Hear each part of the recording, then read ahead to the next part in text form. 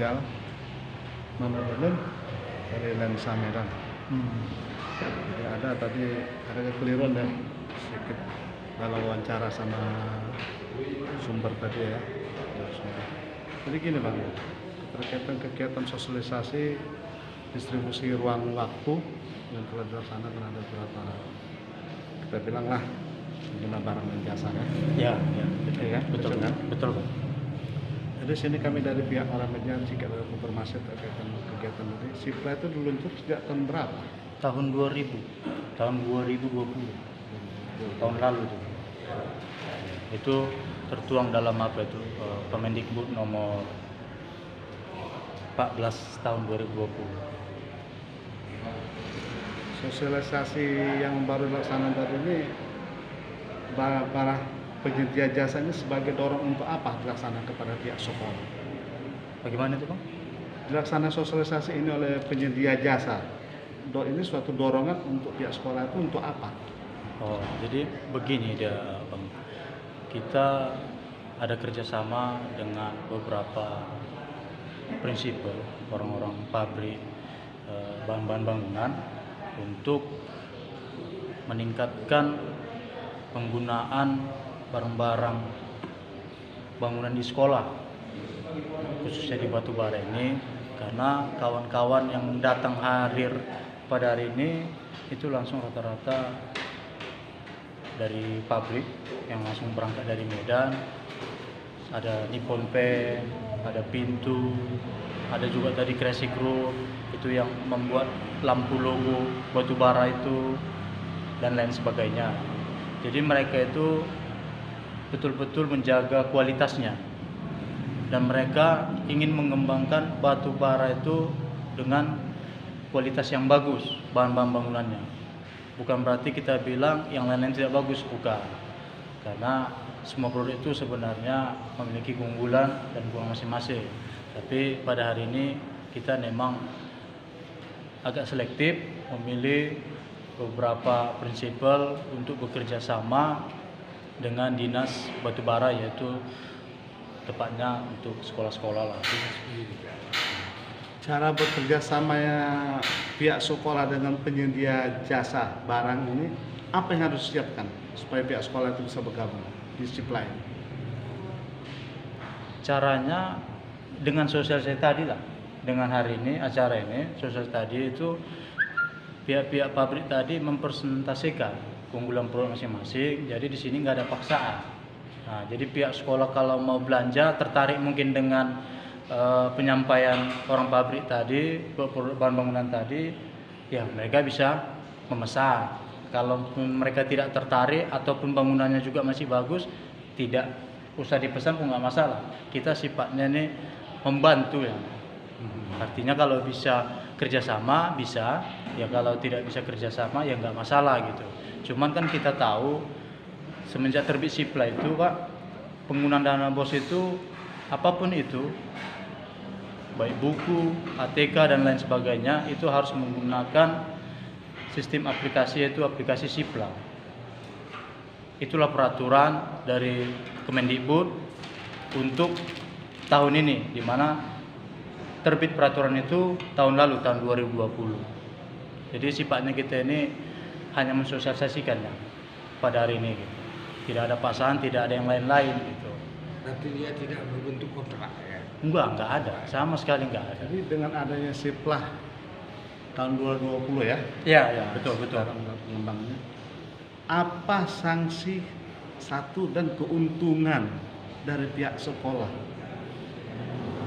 Sanksi maksudnya gimana tuh? Keraguan atau nanti suatu permasalahan yang sering dipinjam oleh pihak sekolah terkait dana BOS. Ini kan SIPLA-nya melalui dana BOS kan? Iya.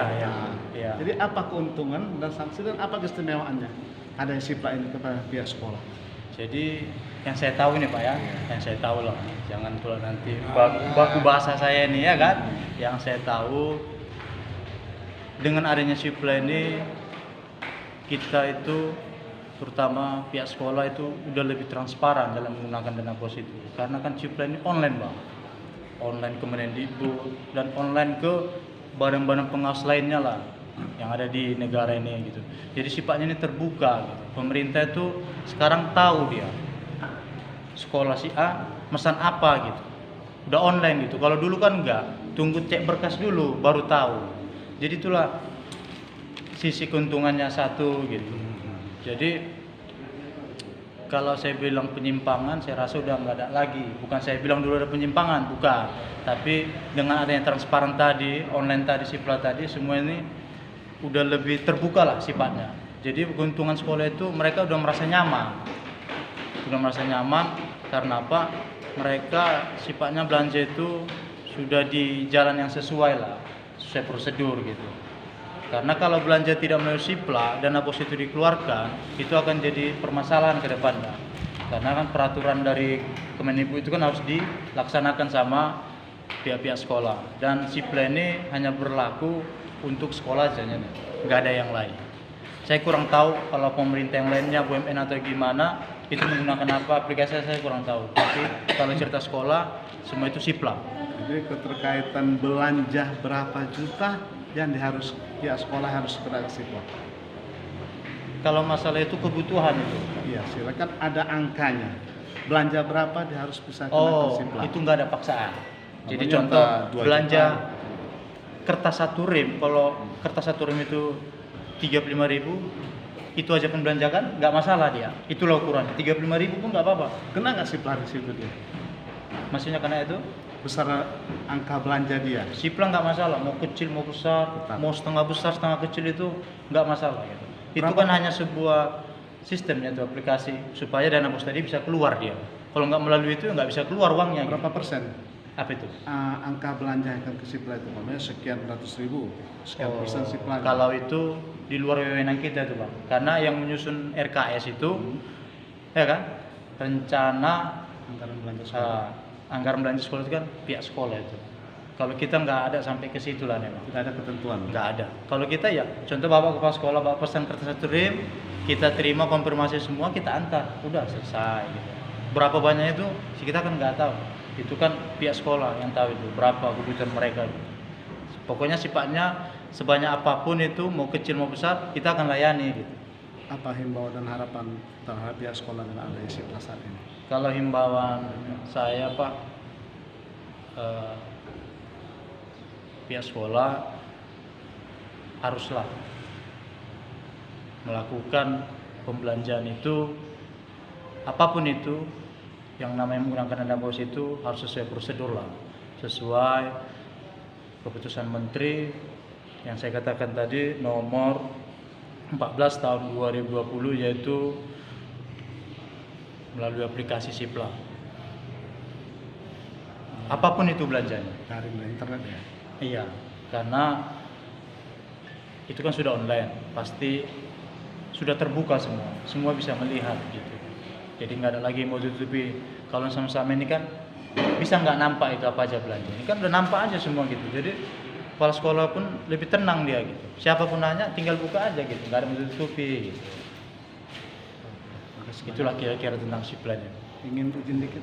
Namanya Mas Mama? Saya, Iya. Syegia, Selaku apa? di sini. Saya selaku di Sipla ini Pak, di Sipla. di Sipla nih. Ya. Hanya karyawannya kita. Oh. Karyawan di apa tadi di Sipla tadi gitu. Artinya bantu-bantu acara inilah. Kalau ada yang kurang jelas bisa saya jelaskan gitu. Untuk ini hari berapa perusahaan yang tergabung yang ikut hadir Pak? Prinsipal tadi. Iya. Yang hadir tadi saat ini ada sekitar 7. 7 perusahaan. 7. Memang kalau yang mendukung ini, mensupport ini ada 10. Ada 10 perusahaan. Cuman ada yang masih luar kota, lagi perjalanan juga, ada yang ke sini. Kira-kira seperti itulah kalau jumlah perusahaannya. Oke. Makasih Pak.